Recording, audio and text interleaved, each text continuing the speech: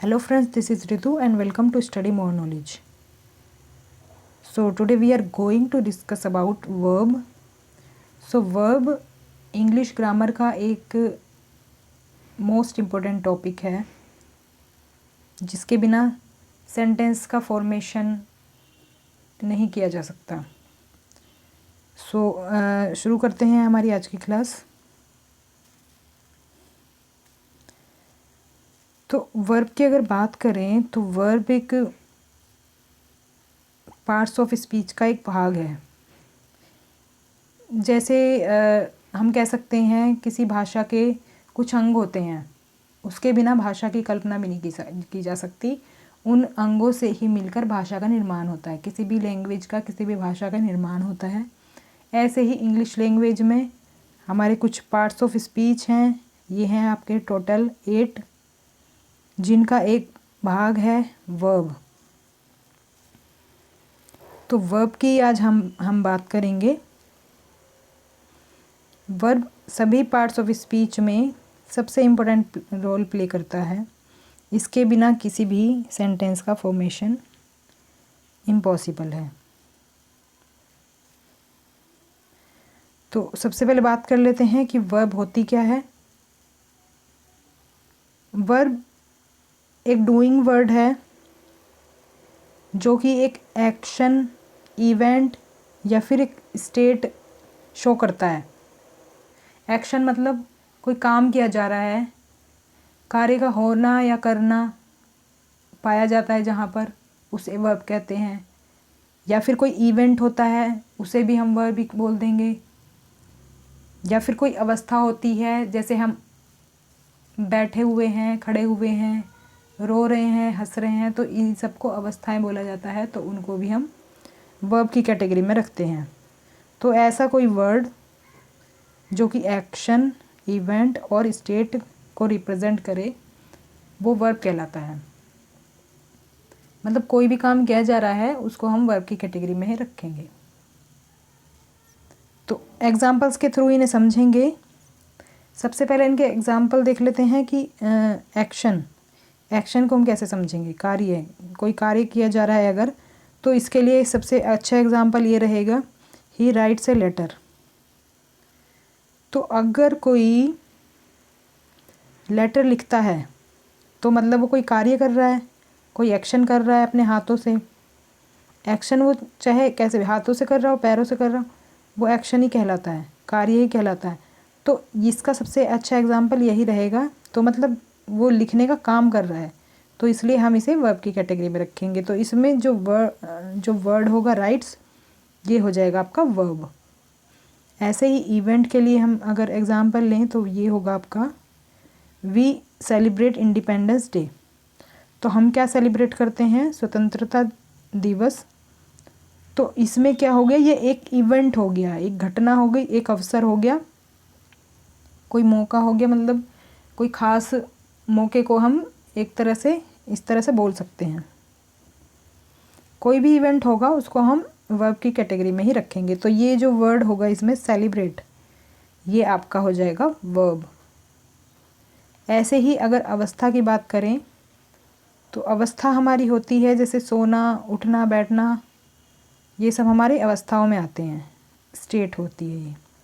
तो इसको हम इसके लिए एग्जाम्पल हमने लिया है, आई स्लीप एट नाइट. तो सोना एक अवस्था हो गया, एक स्टेट हो गया. तो इसमें ये वर्ब जो हो जाएगा, ये वर्ड स्लीप, इसको हम कहेंगे वर्ब है ये. सो तीनों एग्जाम्पल के थ्रू हमने समझ लिया है कि वर्ब हम किस किस चीज़ को बोल सकते हैं. तो जो भी एक्शन परफॉर्म हो रहा है, चाहे वो किसी भी तरह से हो रहा हो, तो उसको हम वर्ब की कैटेगरी में रखते हैं. तो बढ़ते हैं आगे. अब कुछ इम्पोर्टेंट पॉइंट्स क्या हैं इसमें. Verb is an essential part of a sentence and it is known as the soul of language. No sentence can be completed without a verb. तो जैसा कि आप देख रहे हैं कि इसमें किसी भी सेंटेंस में वर्ब एक ज़रूरी, बहुत ही ज़रूरी पार्ट होता है. उसके बिना किसी भी सेंटेंस का फॉर्मेशन इम्पॉसिबल है, उसे हम सेंटेंस नहीं कहेंगे. और ये लैंग्वेज की सोल के नाम से जाना जाता है, मतलब भाषा की आत्मा। जिस तरह से हमारी बॉडी होती है, हमारा जो बॉडी है वो हमारी सोल से ही हमारे अंदर जान होती है और उसी की वैल्यू है। नहीं तो जब हमारे शरीर से आत्मा निकल जाती है तो हमारा शरीर मर जाता है, तो उस शरीर की कोई वैल्यू नहीं रह जाती है। इसी तरह से लैंग्वेज में ये वर्ब एक सोल की तरह है, आत्मा की तरह है।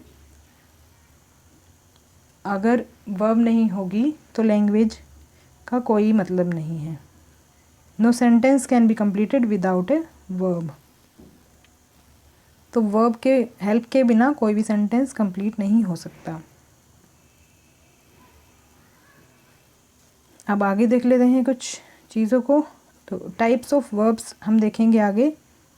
वर्ब के बारे में हम जान चुके हैं कि वर्ब कहते किसे हैं।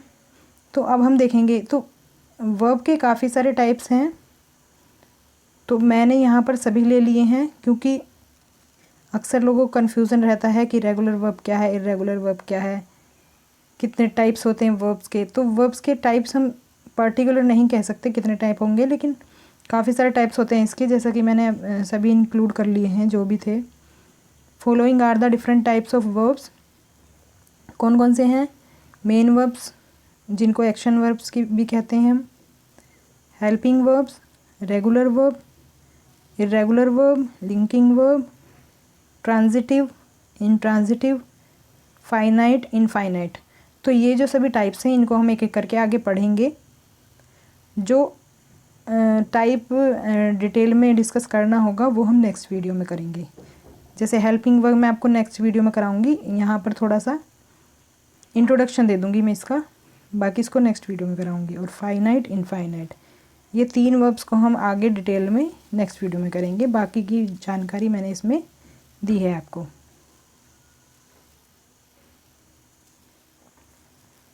सबसे पहले देख लेते हैं मेन वर्ब। तो मेन वर्ब को एक्शन वर्ब भी बोलते हैं, लेक्सिकल वर्ब भी बोलते हैं और प्रिंसिपल वर्ब भी बोलते हैं। तो इसके बारे में जान लेते हैं। मेन वर्ब्स और action verbs are used to express action, something that an animal, a person और ए थिंग्स डज। तो मेन वर्ब क्या होती है? एक्शन वर्ब्स क्या होती हैं, जो मैंने आपको भी बताया था कि जिसमें कोई भी कार्य परफॉर्म हो रहा है। अब वो काम चाहे कोई जानवर कर रहा हो, कोई इंसान कर रहा हो, या किसी चीज़ के द्वारा हो रहा हो। कोई मतलब वो चीज़ लिविंग थिंग नहीं है, नॉन लिविंग थिंग्स भी अगर कोई काम कर रही हैं, उनके द्वारा मतलब कोई काम हो रहा है, तो उसको भी हम वर्ब की कैटेगरी में रखेंगे। इसको एग्जाम्पल के थ्रू समझ लेते हैं। जैसे ही वॉक्स, तो ये तो लिविंग थिंग होगी, किसी पर्सन के बारे में बात हो रही है। और फिर है द सन शाइन्स, तो शाइन कौन करता है? सन। तो सन क्या है? लिविंग थिंग तो नहीं है, तो ये इसको हम नॉन लिविंग थिंग की कैटेगरी में रखेंगे। तो थिंग में आ जाएगा ये हमारा। और ऐसे ही द मंकी जंप्स, तो ये आ गया आपका एनिमल की कैटेगरी में मंकी। तो मंकी जंप करता है, तो इसको हम एनिमल की कैटेगरी में रखेंगे। तो तीनों तरह के एग्जाम्पल मैंने यहाँ पर ले लिए हैं समझाने के लिए। तो जो भी एक्शन परफॉर्म हो रहा है, चाहे वो कोई इंसान कर रहा हो, जानवर कर रहा हो, या फिर कोई किसी चीज़ के द्वारा हो रहा हो, वो सब आपके मेन वर्ब की कैटेगरी में आएंगे। सो आई होप आप समझ चुके होंगे इस चीज़ को। तो इस तरह से अदर एग्जाम्पल्स भी देख लेते हैं, जैसे प्ले हो गया, ये सब आपके मेन वर्ब की कैटेगरी में आएंगे। Play, jump, eat, work, study, drive, walk, right. तो नेक्स्ट टाइप हमारा हेल्पिंग वर्ब।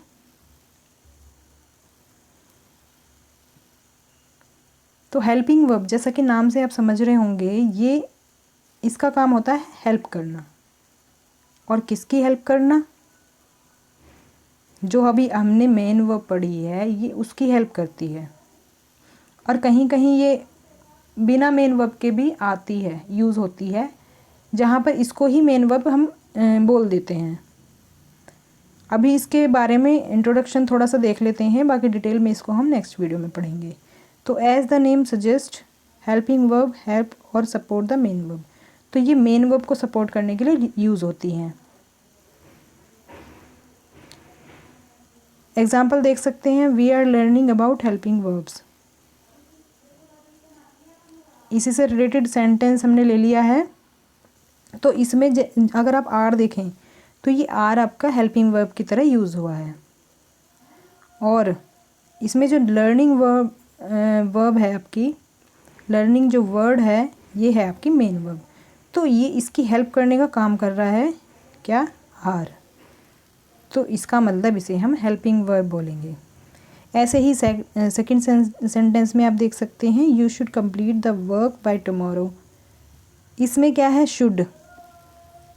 शुड भी एक हेल्पिंग वर्ब है जो कि मेन वर्ब कंप्लीट की हेल्प करने का काम कर रहा है।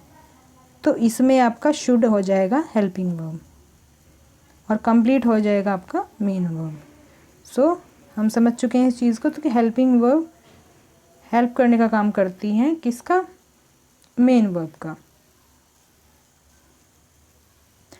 तो हम एक बार हेल्पिंग वर्ब के टाइप्स भी देख लेते हैं। तो हेल्पिंग वर्ब्स होती है आपकी 2 टाइप्स की। तो types of helping verbs, helping verb 2 type की होती हैं, ऑक्सिलरी वर्ब और मॉडल ऑक्सिलरी। तो ऑक्सिलरी वैसे बेसिकली हम हेल्पिंग वर्ब को ही बोलते हैं, लेकिन अगर टाइप देखें इसके, ये होती हैं आपकी ऑक्सिलरी वर्ब, ये सब होती हैं is, are, am, was, were, do, does, did, has, have, had. वैसे और भी हैं, बाकी मैंने यहाँ पर ये कुछ ही एग्जांपल्स लिए हैं।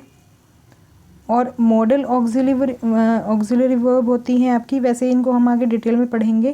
तो मॉडल ऑक्सिलरी वर्ब होती हैं आपकी, ये एक तरह से जैसे आप रियल लाइफ में देखते हैं कुछ मॉडल होते हैं, उसी तरह से ये भी एक मॉडल का ही काम करते हैं। Can, could, may, might, shall, should, will, would. तो ये मॉडल वर्ब्स होती हैं जो कि हेल्पिंग वर्ब की तरह ही यूज़ होती हैं। बाकी इनको नेक्स्ट वीडियो में डिटेल से पढ़ लेंगे। अब नेक्स्ट टाइप पे चलते हैं। तो हमारा हो गया, एक तो मेन वर्ब हमने पढ़ लिया है, एक पढ़ लिया है हमने helping verb.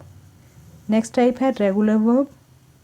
So regular verb जो होती है वो होती है हमारी a verb that's past and past participle is made by adding D और E D is called regular verb. So basically इसमें क्या है, जो आपने देखा होगा वर्ब की सेकंड और थर्ड फॉर्म होती है ना, जैसे कि आप एग्जांपल में देखें, वर्ब की ये सेकंड फॉर्म है, ये थर्ड फॉर्म है।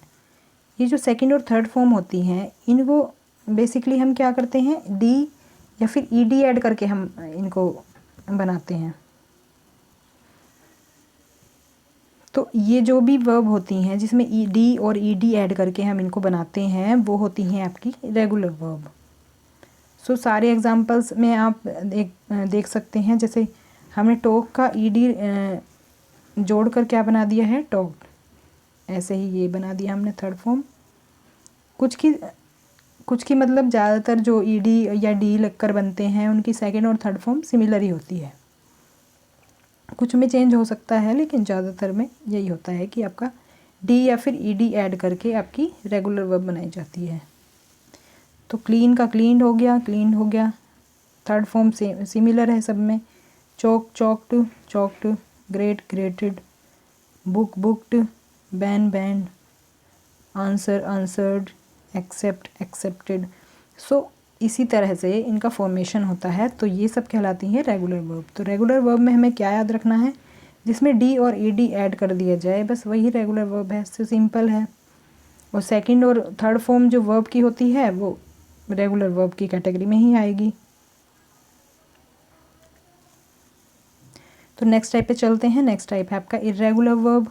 तो ये दोनों साथ में ही यूज़ हो, मतलब साथ में ही इनको लेते हैं, जैसे टाइप्स ऑफ वर्ब्स जब पढ़ते हैं।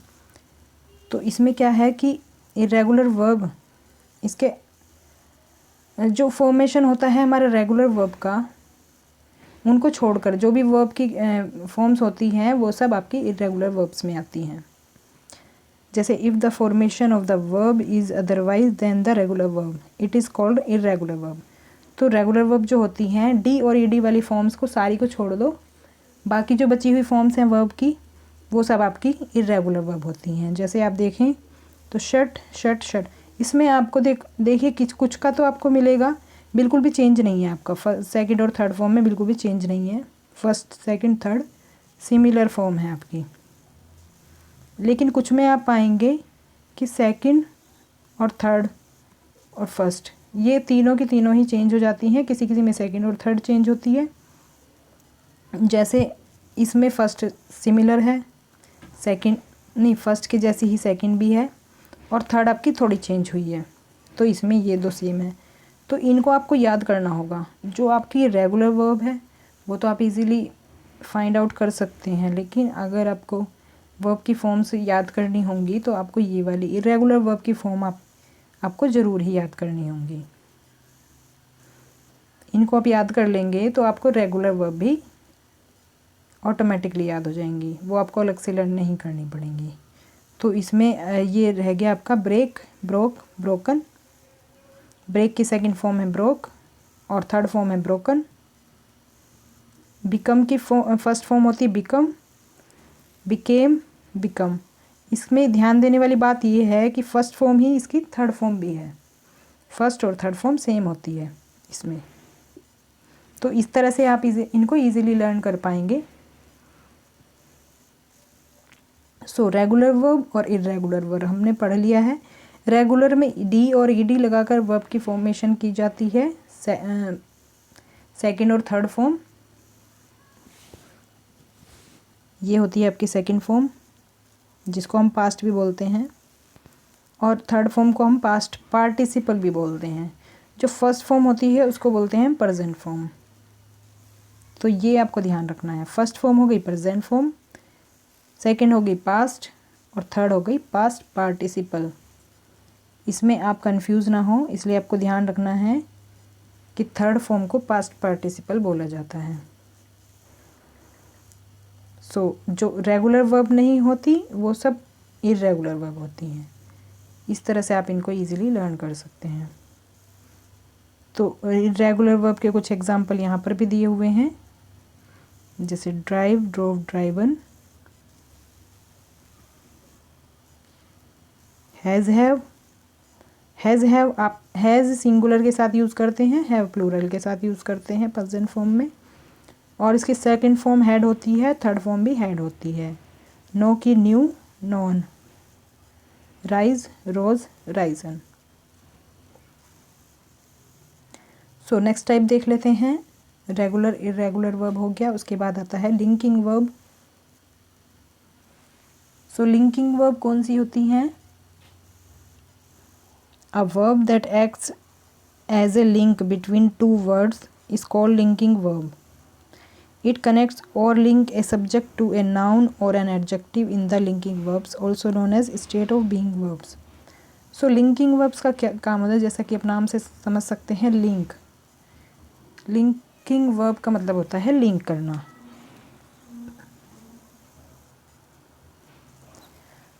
तो जो किसी नाउन को नाउन से या नाउन को एडजेक्टिव से जोड़े, लिंक करे, उसको लिंकिंग वर्ब बोलते हैं। सो सिंपल है ये।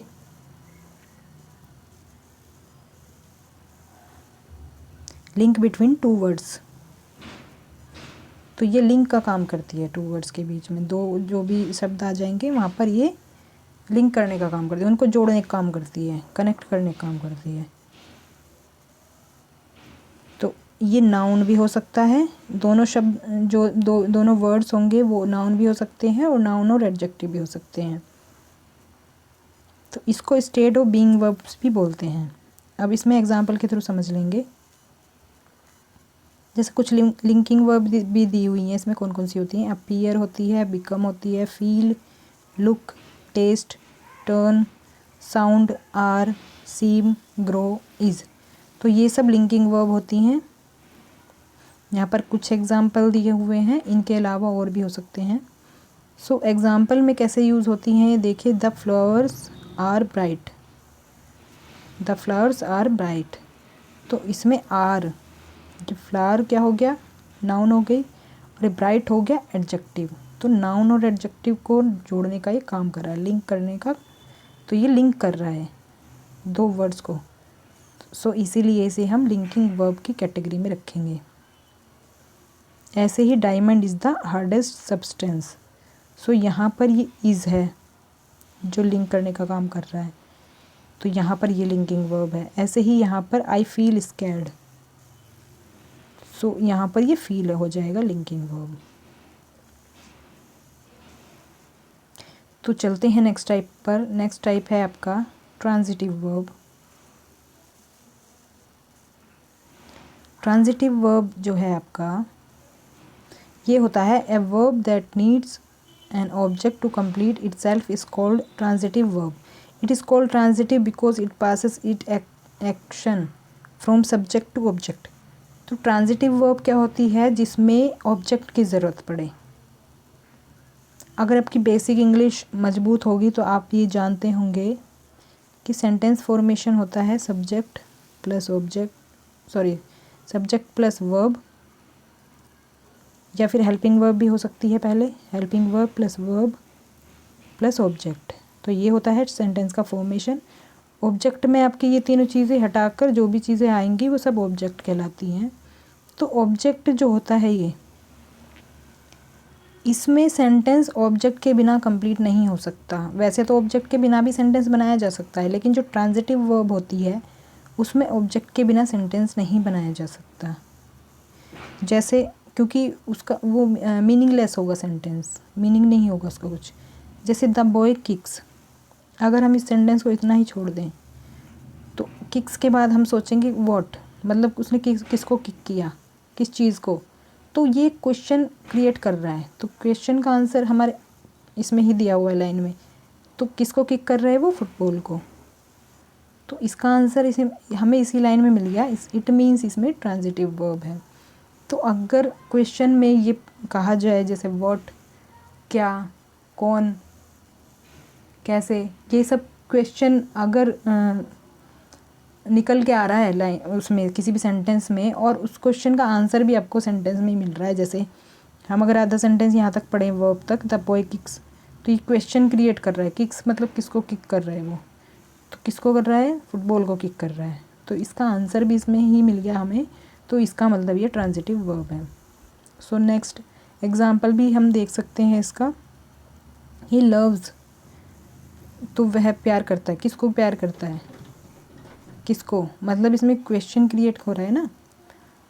तो इसमें आएगा हिज मदर, मतलब वो अपनी मदर को लव करता है। सो इसमें हमें एक क्वेश्चन क्रिएट होता है और उस क्वेश्चन का आंसर भी इसी सेंटेंस में मिल जाता है हमें। तो जैसा कि हम इसमें देख सकते हैं, it passes it action from subject to object. तो ये जो भी एक्शन होता है वो ऑब्जेक्ट को ट्रांसफ़र कर रहा है, ऑब्जेक्ट को ट्रांसफ़र कर रहा है। जैसे किक कर रहा है किसको, फुटबॉल को, तो ऑब्जेक्ट हो गया ना फुटबॉल, तो ये फुटबॉल को किक कर रहा है। ये लव करता है किसको, अपनी मदर को, तो मतलब ये ऑब्जेक्ट को ट्रांसफ़र कर रहा है। ऐसे ही थर्ड आपका एग्जांपल है, the servant cleans the floor, तो ये क्लीन करता है किसको, फ्लोर को, तो ये ऑब्जेक्ट को डिलीवर कर रहा है सब्जेक्ट, जो भी एक्शन है। तो आप मतलब समझ गए होंगे आप इस चीज़ को। बाकी अब इसे हम डिटेल में देख लेते हैं। देखिए जो थर्ड एग्जांपल है उसकी डिटेल यहाँ पर दी गई है। तो सेंटेंस में क्या कहा गया है, action denoted by the verb cleans passes from the doer the servant to some object the floor. तो डूअर कौन है इसमें, करने वाला कौन है, सर्वेंट। ऑब्जेक्ट क्या है, ऑब्जेक्ट है आपका फ्लोर। तो सर्वेंट फ्लोर को क्या चीज़ पास कर रहा है, मतलब क्या चीज़, कौन सा एक्शन डिलीवर कर रहा है, वो कर रहा है क्लीनिंग कर रहा है, वो फर्श की, फ्लोर की क्लीनिंग कर रहा है। तो ये फ्लोर तक ट्रांसफ़र हो रहा है। सो इसलिए इसको ट्रांजिटिव वर्ब कहेंगे। तो एक्शन जो सब्जेक्ट से ऑब्जेक्ट को पास हो, ऑब्जेक्ट तक जाए, जिसका फ़ायदा ऑब्जेक्ट को मिले, तो उसमें हम ट्रांजिटिव वर्ब बोलेंगे कि उसमें ट्रांजिटिव वर्ब है।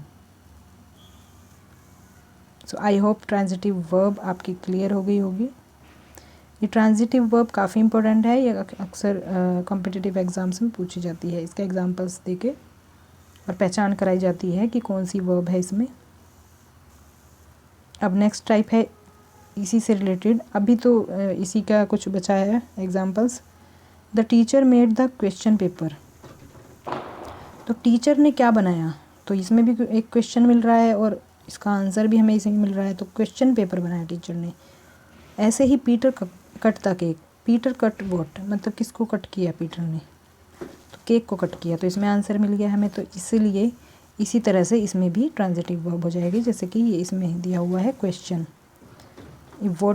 वोट का सेंस दे रहा है, वोट क्वेश्चन पूछ रहा है, तो उसका आंसर भी इसमें मिल गया हमें, तो इसीलिए ट्रांजिटिव वर्ब है। क्वेश्चन भी इसी में है और आंसर भी हमें इसी में मिल रहा है, तो ये हो जाएगी ट्रांजिटिव वर्ब। समझना बहुत इजी है। ऐसे ही कुछ एग्जांपल्स और हैं इसके। Birds have feathers, she is eating a pear, I like English, I like what, क्या, इंग्लिश, दे आर प्लेइंग, क्या, फुटबॉल। तो इसी तरह से इसमें सारे एग्जांपल हो जाएंगे। The potter has made a beautiful pot, Dan is bought a bicycle, she is writing an essay. So ये सब एग्जांपल हो जाएंगे ट्रांजिटिव वर्ब के। So if it verb is transitive, ask yourself who और what, वही question आएगा उसमें निकल के, तो उसमें क्वेश्चन करें खुद से। और if you can find an answer in the sentence, the verb is transitive. मतलब आप खुद से क्वेश्चन करें कौन या क्या, उसमें आपको सेंटेंस में ही मिलेगा, और अगर उसका आंसर आपको सेंटेंस में ही मिल रहा है तो उसका मतलब वो वर्ब ट्रांजिटिव है। तो आपको मैंने अच्छे से समझा दिया ट्रांजिटिव वर्ब। अब देख लेते हैं इंट्रांजिटिव वर्ब। सो इंट्रांजिटिव वर्ब क्या होती है, a verb that doesn't need any object. तो देखो इसमें उसका बिल्कुल अपोजिट है। क्या अपोजिट है, जैसे उसमें ऑब्जेक्ट की ज़रूरत पड़ती है कंप्लीट करने के लिए सेंटेंस को, उसके मीनिंग को, इस तरह से इसमें ज़रूरत नहीं पड़ती। ये अलोन भी मतलब एक कंप्लीट सेंटेंस कहलाता है। जैसे कि एग्जाम्पल अभी देखेंगे, पहले इसको समझ लेते हैं। A verb that doesn't need any object to complete itself is called intransitive.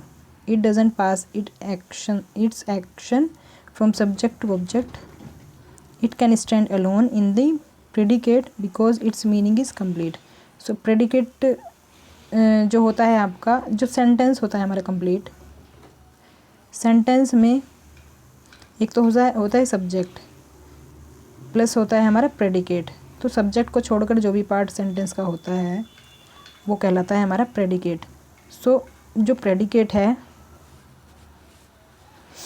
इसमें ये सेंटेंस अकेला मतलब सवाई कर मतलब मीनिंग फुल सेंटेंस बनाया जा सकता है ऑब्जेक्ट के बिना भी।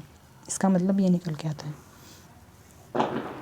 एग्जाम्पल के थ्रू समझ लेते हैं। The girls sleep.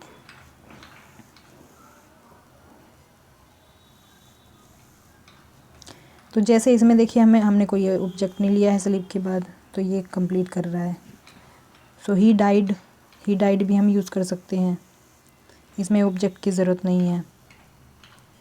We sleep at night, हम रात में सोते हैं, हम सोते हैं भी हम यूज़ कर सकते हैं। तो इसमें क्या है, और usually preposition is used after transitive verb. तो वैसे यूजुअली मतलब आम तौर पर, कभी कभी अक्सर मतलब ऐसा होता है कि इन ट्रांजिटिव वर्ब में हम प्रपोजिशन भी यूज़ करते हैं। प्रीपोजिशन इस तरह के वर्ड होते हैं, वैसे इसमें नहीं जाएंगे, थोड़ा सा अंडरस्टैंडिंग के लिए बता दिया है मैंने। प्रीपोजिशन मतलब अक्सर इसमें यूज़ हो जाता है, हमेशा नहीं अक्सर यूज़ हो जाता है। तो इसमें क्या है देखिए, जो सेंटेंस है ये, action sleep do not pass from the doer we to an object. तो ये जो डूअर है इसमें ये वी, ही, द गर्ल्स।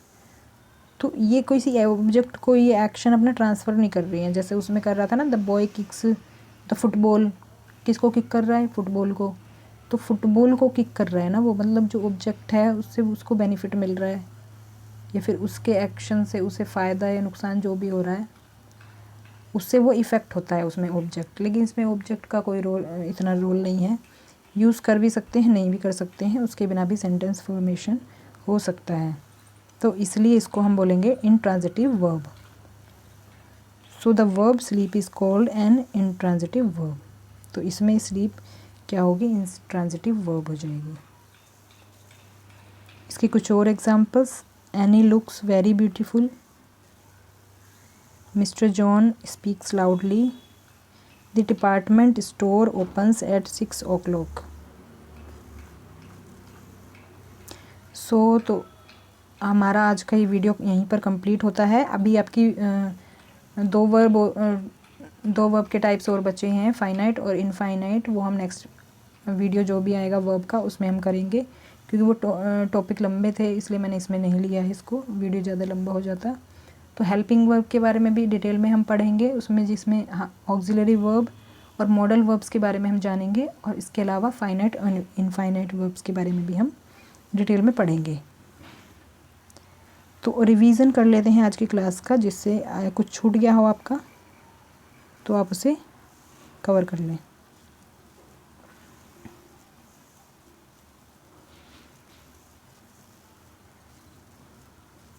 सबसे पहले हमने देखी थी वर्ब की definition. A verb is a doing word, action word भी बोल सकते हैं, जो कि एक्शन शो करता है, इवेंट शो करता है, स्टेट शो करता है। मतलब कोई कार्य हो रहा है, कोई इवेंट हो रहा है, कोई स्टेट में है, हम किसी अवस्था में हम, तो उसको उन सबको हम वर्ब की कैटेगरी में रखेंगे। इसमें राइट एक्शन के तौर पर हम ले सकते हैं, राइट लिखना, सेलिब्रेट को हम लेंगे इवेंट के तौर पर, सेलिब्रेट करना कोई भी चीज़, कोई फंक्शन, कोई फेस्टिवल। और स्टेट अवस्था हो जाएगी हमारी, सोना, उठना, बैठना, जागना, ये सब हमारी अवस्थाएं हो जाएंगी, ये भी हमारी वर्ब की कैटेगरी में आएंगी। कुछ इंपॉर्टेंट पॉइंट क्या है इसके, कि सेंटेंस का बहुत ही ज़रूरी पार्ट होता है वर्ब, और ये एक तरह से लैंग्वेज की सोल कहा जाता है, लैंग्वेज की आत्मा कहा जाता है, जिसके बिना सेंटेंस का कंप्लीट होना इम्पॉसिबल है, उसके बिना सेंटेंस का फॉर्मेशन ही इम्पॉसिबल है।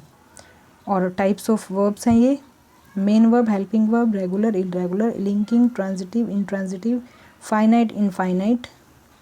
सबसे पहले मेन वर्ब हमने देखा। मेन वर्ब जो होती है, एक्शन वर्ब्स भी इसको बोलते हैं, लेक्सिकल प्रिंसिपल वर्ब भी बोलते हैं। इसमें क्या होता है, जो भी कोई एक्शन किया जाता है, चाहे कोई एनिमल के द्वारा हो, जानवर के द्वारा हो, किसी इंसान या पर्सन के द्वारा हो, किसी चीज़ के द्वारा हो, कोई भी चीज़ की जा रही है, तो वो सब हमारी मेन वर्ब्स के अंदर आएंगी। मेन वर्ब्स के कुछ एग्जांपल हैं, play, jump, eat, work, study, drive, walk, right. Helping verb जो मेन वर्ब को हेल्प करती हैं, कभी कहीं कहीं मेन वर्ब की तरह भी यूज़ होती हैं, तो वो होती हैं आपकी हेल्पिंग वर्ब्स। जैसे इसके कुछ एग्जांपल्स हैं, इसमें दो टाइप्स होते हैं, जैसे ऑक्सिलरी वर्ब और मॉडल ऑक्सिलरी। सो ऑक्सिलरी वर्ब के ये एग्जांपल हैं कुछ यहाँ पर, और मॉडल ऑक्सिलरी के कुछ एग्जांपल यहाँ पर हैं। रेगुलर वर्ब फिर हमने देखा था, रेगुलर वर्ब होती है आपकी, जो वर्ब की ये 3 फॉर्म्स होती हैं, 3 कैटेगरी हैं वर्ब की। प्रेजेंट, फर्स्ट कहलाती है प्रेजेंट, सेकंड कहलाती है पास्ट, थर्ड कहलाती है पास्ट पार्टिसिपल। तो ये जो पास्ट और पास्ट पार्टिसिपल है, सेकंड और थर्ड फॉर्म जो हैं, इनमें जो डी और ई डी लगाकर हम जो वर्ब के फॉर्मेशन करते हैं, वर्ब का निर्माण करते हैं, वो होती है आपकी रेगुलर वर्ब।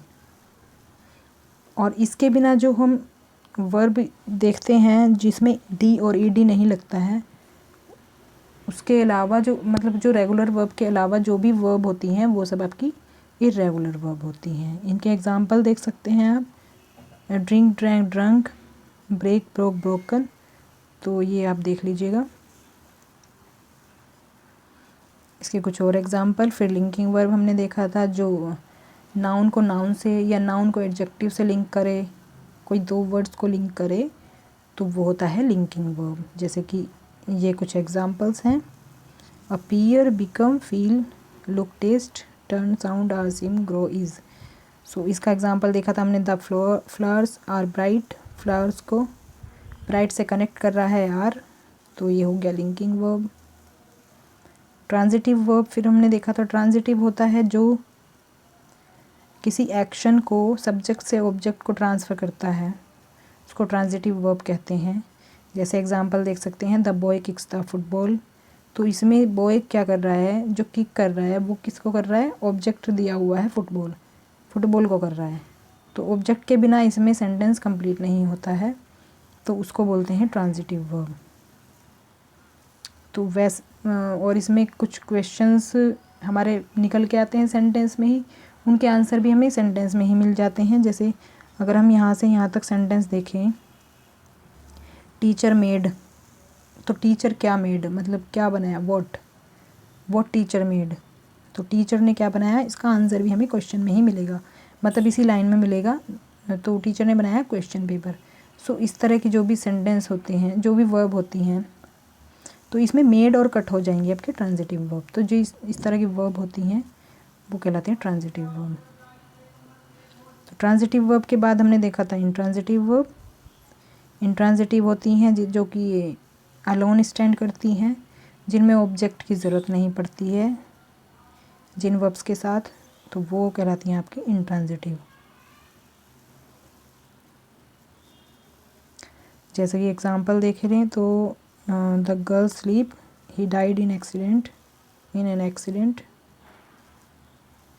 और Annie looks very beautiful, mister John speaks loudly, the department store opens at 6 o'clock। So ये था आज का वीडियो, ये हमारा वीडियो यहीं पर कंप्लीट होता है।